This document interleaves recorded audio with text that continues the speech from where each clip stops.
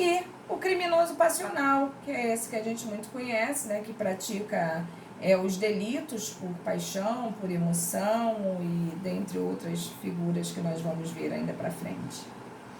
Subdividindo ainda esta categoria em paixões de cunho social, que é o amor, piedade, nacionalismo, e a antissocial, que inclui aí o ódio, a inveja, a avareza, né, o ciúme, entre outros fatores que o ser humano realmente a gente tem essas características vibrantes e marcantes, né?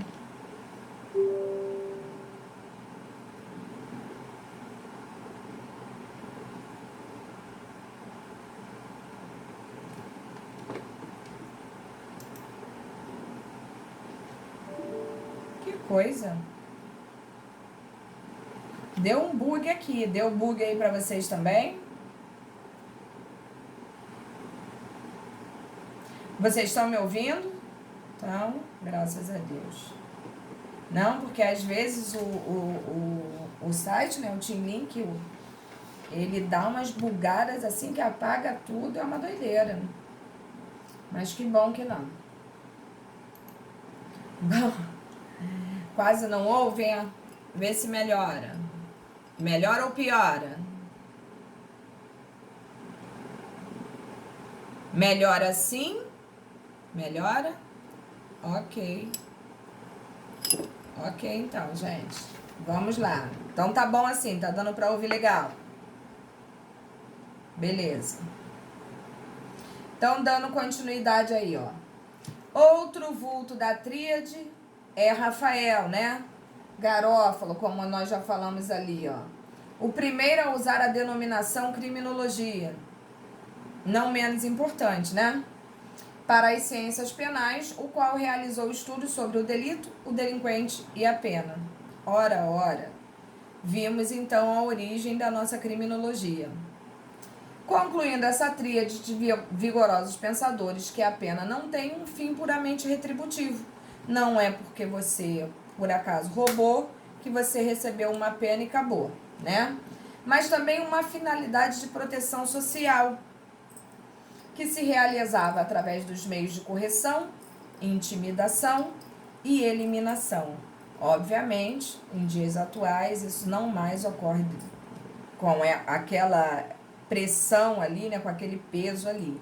Mas, de fato, não precisam nem ter dúvida, ajudou demais, né, a toda essa situação de pesquisa atual da nossa criminologia.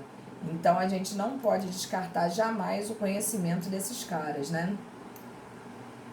Bom, chegamos ao direito penal do Brasil. Agora é muito simples, é basicamente uma leitura e a gente vai compreender uma série de coisas que talvez a gente fique assim, ainda assim? Ainda assim. E nós vamos ver como mudou e como nós pegamos, né, de Portugal, da Itália e de outros países, tanto, o modus operandi do direito, entendeu? A forma como é encarado. E hoje, em verdade, nós somos tão copiados por eles, quando em verdade nós copiamos tanto. Então vamos lá. No Brasil colonial, por muitos anos vigoraram as ordenações afoncinas e manuelinas. Provavelmente vocês aprenderam isso em história, né? Lá quando vocês estudavam ainda num colégio, e vocês provavelmente devem ter ouvido algo parecido. As quais foram substituídas pelo Código de D. Sebastião. Posteriormente, passou-se então para as ordenações filipinas, que refletiam o direito penal dos tempos medievais. E muito interessante se faz dizer que as ordenações afoncinas, né, que eram compilações jurídicas para a legislação do Reino de Portugal, por isso que a gente tem essa carga tão pesada, né, portuguesa. As ordenações afoncinas, ou Código Afoncino, são uma das primeiras coletâneas de lei da era moderna, promulgadas durante o reinado de Dom Afonso V. E aí, o sebastianismo foi uma crença ou movimento profético que surgiu em Portugal em fins do século XVI como consequência do desaparecimento em batalha do rei Dom Sebastião. E olha como a coisa ainda era mística, né, pra galera, né? Uma vez que não havia um corpo, acreditava-se que D. Sebastião voltaria para salvar o reino de Portugal de todos os problemas desencadeados após seu desaparecimento. Então, por aí você vê como a crença ainda era forte nesse período, né? Que ia surgir um cara salvador e que ia desmistificar tudo aquilo que eles estavam passando. O sistema jurídico que vigorou durante todo o período do Brasil colônia foi o mesmo que existia em Portugal. Ou seja, as ordenações reais compostas pelas afoncinas e as manuelinas. Por último, fruto da união das ordenações manuelinas com as leis extravagantes em vigência, as ordenações filipinas que surgiram como resultado do domínio castelhano. E nós vamos ver como isso foi forte, tá? Foi então publicado o livro 5 das ordenações do rei Filipe II. Olha como isso tem peso. Compiladas por Filipe I e que aquele, em 11 de janeiro de 1603, mandava que fossem observadas. Era um mandar e um desmandar, assim, um atrás do outro, que chegava, às vezes, não... Creio eu, porque eu não tenho essa idade ali, né? Dá pra perceber por esse rostinho de 20, né? Creio eu que deva ter sido, assim, uma loucura você lidar com isso na época, porque as mudanças eram muito loucas. Assim sendo, pode-se afirmar que o primeiro Código Penal do Brasil, olha o peso disso, foi o Código Filipino. Fundamentavam-se especificamente nos preceitos religiosos. Todo mundo sabe a importância da religião. Inicialmente, né, para o direito, era uma coisa muito marcante, muito forte. Não que hoje não seja mais, mas se nós pararmos para fazer uma comparação, a gente vai ver que infinitamente menor. Onde os crimes eram confundidos com o pecado e com a ofensa moral, punindo severamente os hereges, os apóstatas, os feiticeiros e os benzedores.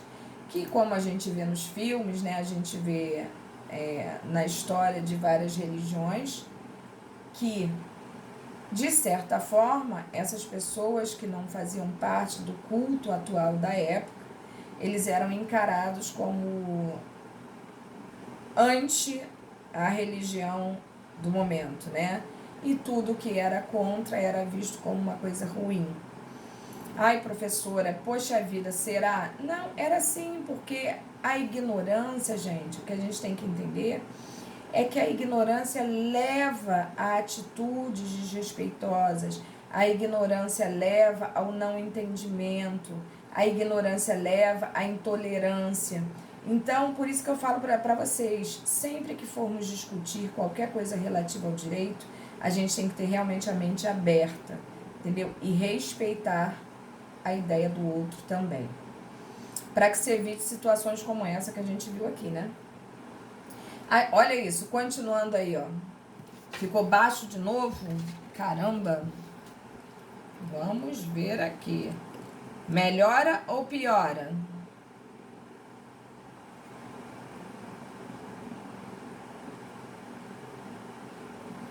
Ok, se ficar ruim, me avisa.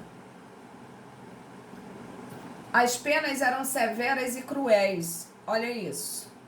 Tais como açoites, degredo, mutilação, queimadura. Agora vocês vejam, né? Se vocês pararem para analisar todas essas penas ali, vocês perceberão que as penas atuais, nenhuma delas carrega essa estrutura tenebrosa que a gente está vendo aqui agora. E visavam difundir o temor pelo castigo, até porque a mão divina pesava. Além da larga combinação da pena de morte, executada pela força, com torturas, pelo fogo, entre outras muito mais desgraçadas, né? Eram comuns as penas infamantes, o confisco e as galés, que eram trabalhos forçados, tá? Aplicavam-se até mesmo a denominada morte para sempre. Olha isso, gente, que raio de morte para sempre é essa? Como se toda morte não fosse para sempre, né? Morte para sempre. Eles me penduravam numa árvore, um exemplo, né? E deixavam eu morrendo ali, minguando, estragando o corpo. E quando eu caísse ao chão, né? Porque o corpo vai gerando líquido, né? Você vai estragando, você vai cair. E quando caía, os animais passavam, os animais comiam e ficava a sua ossada no chão. E aí tinha uma confraria, né, que era a Confraria da Misericórdia, que provavelmente deve ter dado origem à Santa Casa de Misericórdia, acredito eu. Isso é só uma constatação, não é uma certeza, né? Então a morte para sempre era isso. Essas pessoas iam lá depois que minha ossada estava no chão e eles recolhiam os ossos. E aí sim, talvez a família tivesse o direito de ter acesso ao seu corpo. Porque a morte para sempre era assim, ninguém podia botar a mão, né?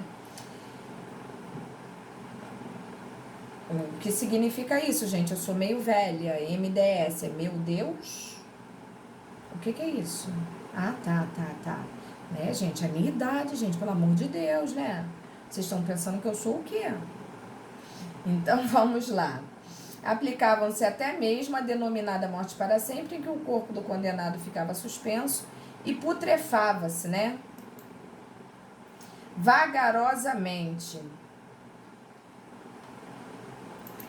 vindo ao solo, ficando ali exposto até que o ossamento fosse recolhido pela Confraria da Misericórdia, como eu falei para vocês, o que se dava uma vez ao ano. Ou então era morte para sempre anual. Entendeu? Então, olha que coisa pavorosa, né? Hoje a gente faz até piada porque chega a ser uma coisa assim que desespera. Não dá nem para acreditar num troço desse hoje. Mas realmente devia ser uma coisa pavorosa para a família, né? Porque só de pensar, Deus do céu, para a família e para a pessoa que ali ficou, né?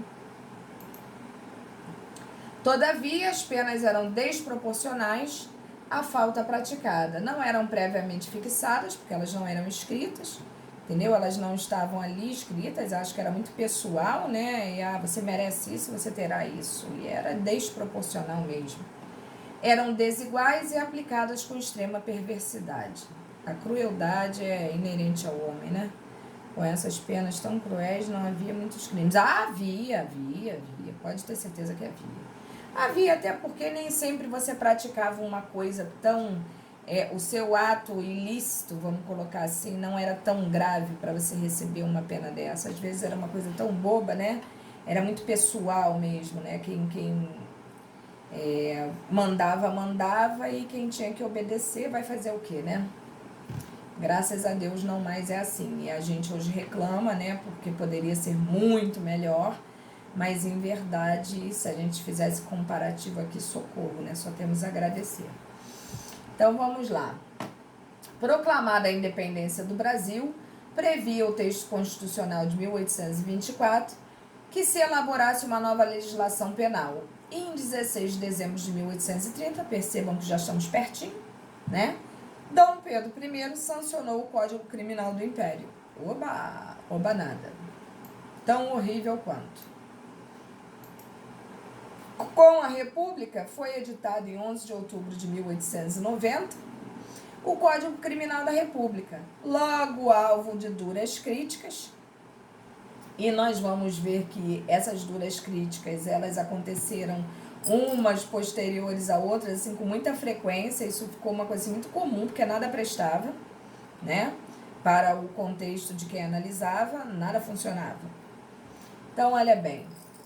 Críticas pelas falhas que apresentava, as quais decorriam, evidentemente, da pressa com que o texto constitucional fora elaborado.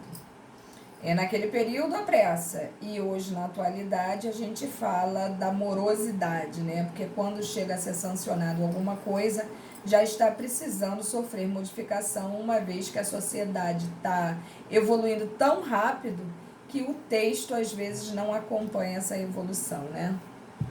Em virtude desta Constituição de 1890, houve a abolição da pena de morte, graças a Deus. A de galés, né, que eram os trabalhos forçados, como eu falei para vocês, que hoje também é proibida, nós não temos nem pena de morte, nem a de trabalhos forçados.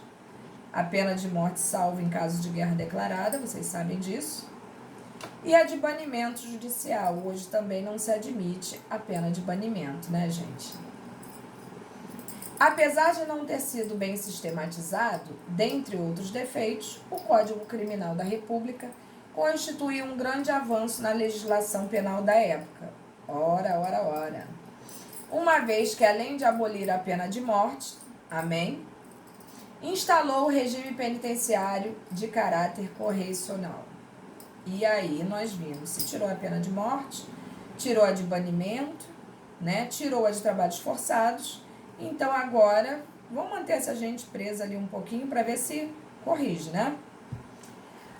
Costuma-se dizer que o Código de 1890 nasceu e de imediato trouxe consigo a necessidade de modificá-lo,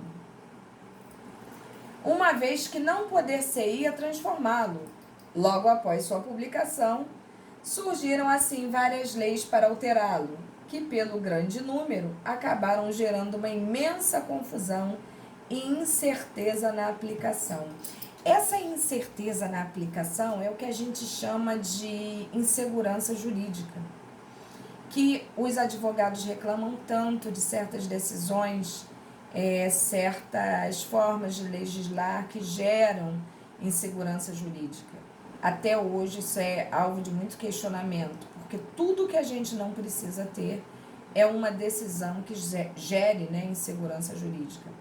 Até porque a nível criminal é muito diferente, né, a nível civil e criminal, uma vez que civilmente a gente está tratando de contratos, de bens, né, de situações econômicas, entre outras situações. E em direito penal a gente está tratando de vida, né, de liberdade, de ser humano, de pessoas, né? Então isso é muito perigoso quando existe uma decisão ou uma lei que gera insegurança jurídica. Isso é muito ruim de verdade. Então, olha só. Coube, então, ao desembargador Vicente Piragibe, que vocês já devem ter ouvido falar, temos até um presídio em homenagem a ele, né? O encargo de consolidar essas leis extravagantes, surgindo, então, o Decreto 22.213, que diz o seguinte, que se trata da consolidação das leis penais de Piragibe, que vigorou até 1940, que vocês já devem ter ouvido falar do Código de 40. Observem que nós estamos já bem perto daquilo que seria a nossa atualidade, né? A consolidação das leis penais, realizada pelo desembargador Vicente Piragibe, era composta de 4 livros e 410 artigos, que passaram a ser o modo mais precário de estatuto penal brasileiro. Observem que ninguém falava bem de nada, né? Uma coisa precedia a outra e nada ficava bom. Mesmo promulgado em dezembro de 1940, o novo Código Penal passou a vigorar em 1º de janeiro de 42.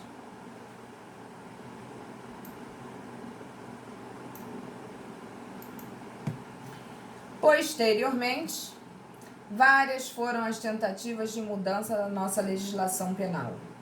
Em 1963, por incumbência do governo federal, o professor e ministro Nelson Hungria, que vocês também já devem ter ouvido falar, elaborou e apresentou o anteprojeto de sua autoria, o qual, depois de submetido a várias comissões revisoras, foi finalmente convertido em lei pelo Decreto 1004, de 21 de outubro de 69. A vigência do Código de 69 foi adiada. E no ano de 1980, o ministro da Justiça incumbiu o professor Francisco de Assis Toledo, da Universidade de Brasília, de fazer a reforma do Código Penal até então vigente. Depois de discutido no Congresso, o projeto foi aprovado, sancionado e promulgado em 84, tá? Recentemente, foi o Estatuto Repressivo Pátrio que sofreu algumas alterações através da Lei 9.714, no concernente às penas restritivas de direito. Foram incluídos mais 2 tipos de penas, a prestação pecuniária e a perda de bens e valores, graças a Deus. E aí, finalizando todo o nosso contexto histórico, né? No que tange à substituição da pena privativa de liberdade por penas restritivas de direitos, isso vocês, quem pretende trabalhar com direito penal, vai ter que ouvir isso pro resto da vida. Esse quadrinho aí, ó, tão pequenininho, né? Poderá ela ocorrer quando preenchidos os requisitos específicos: a não reincidência, a culpabilidade, antecedentes, conduta social, personalidade, motivos e circunstâncias dos crimes favoráveis. A pena aplicada não for superior a 4 anos, e vale salientar que nos casos em que o crime for de natureza culposa, haverá substituição qualquer que seja a pena aplicada. Então, por aí nós já vimos basicamente como vai funcionar essa conversão da pena restritiva de liberdade a uma pena restritiva de direitos. Nós vamos falar muito sobre isso ainda.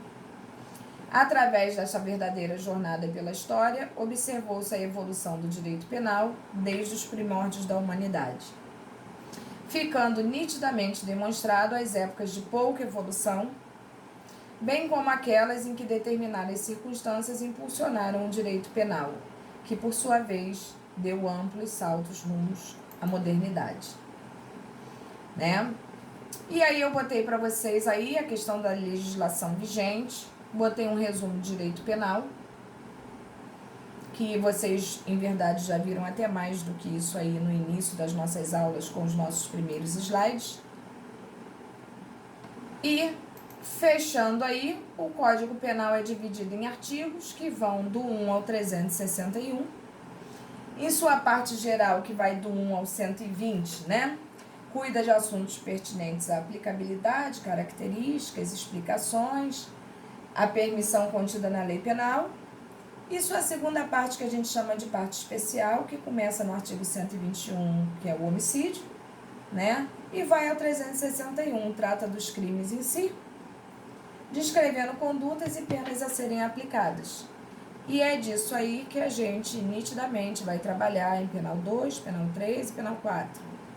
E eu espero muito sinceramente que esse material aí mínimo, né, um material mínimo histórico, né, tenha servido de modo assim simples, mas que tenha dado para vocês entenderem qual é a mecânica, né, qual é o funcionamento disso, como surgiu todas essas características atuais do direito penal, o que levou a tantas mudanças, o que levou a tantas reprimendas, a tantas constatações, né?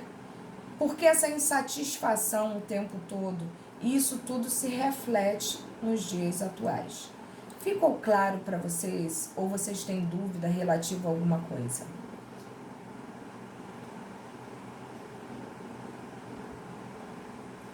Beleza.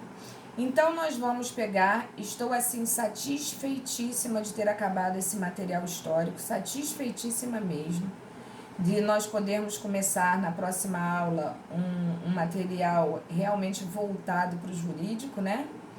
Que é realmente a nossa praia, acredito eu, pelo menos é a minha, né? Mas neste momento, vamos pegar aquelas perguntinhas que eu coloquei lá para vocês. Eu vou dar 20 minutos para vocês efetuarem essas respostas. O que eu vou pedir a vocês foi o que eu pedi inclusive a outra turma e fiquei satisfeitíssima com o comportamento da outra turma. Vamos tentar fazer, professor, os trabalhos forçados naquela época, nós poderíamos dizer que foi substituído por essas penas que tem hoje de trabalho voluntário? Não, porque os trabalhos eram forçados mesmo, né? E hoje essa voluntariedade, inclusive, gera uma diminuição na pena, que a gente fala até que é uma forma de detração penal, né?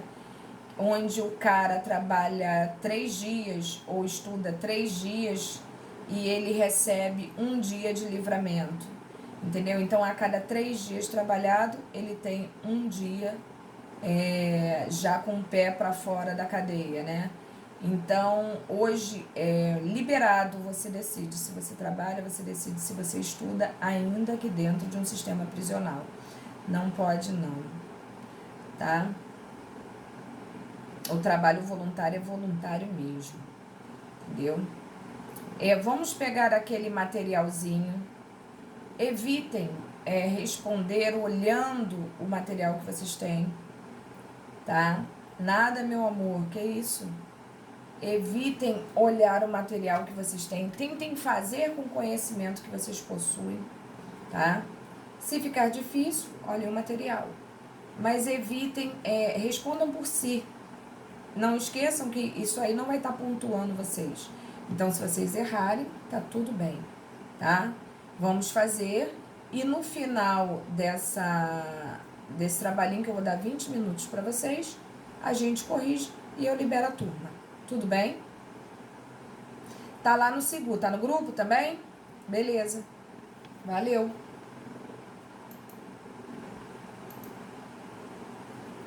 Então vamos lá, vamos fazer? Tô aqui, gente, tô aqui.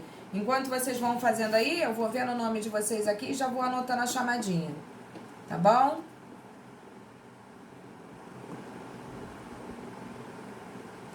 Manda ver aí. Não, eu vou olhar aqui pelo chat. Sai o nome de todos vocês. Fiquem tranquilos. Tá?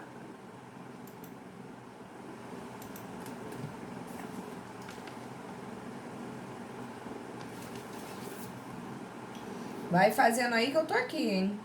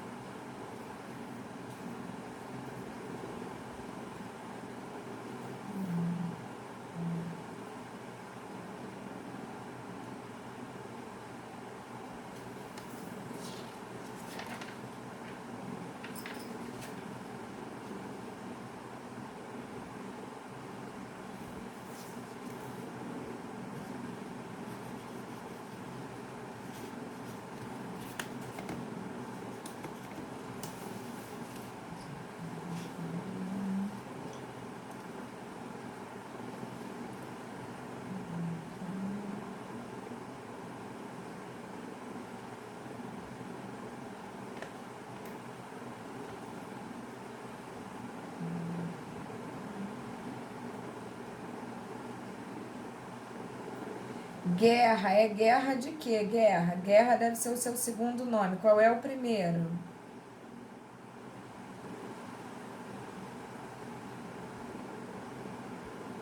Nilson, valeu.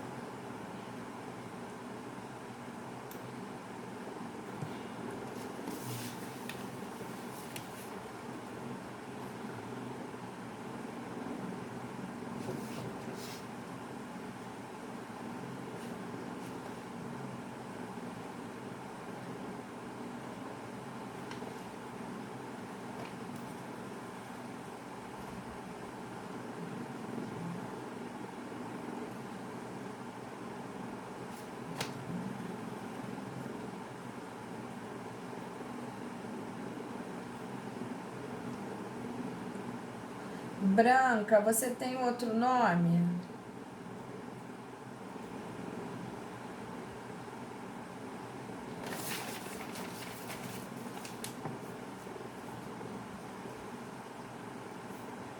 Jamile.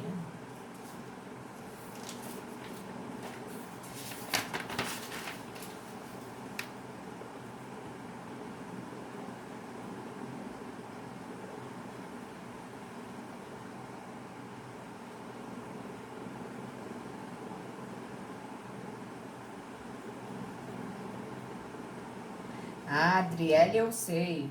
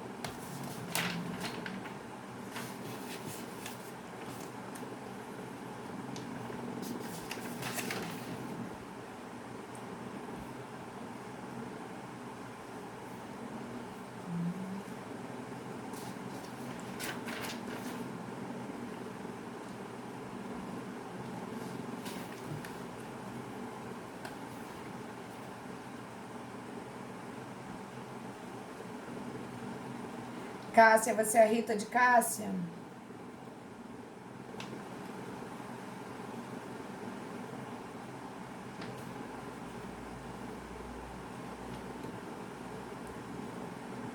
Beleza.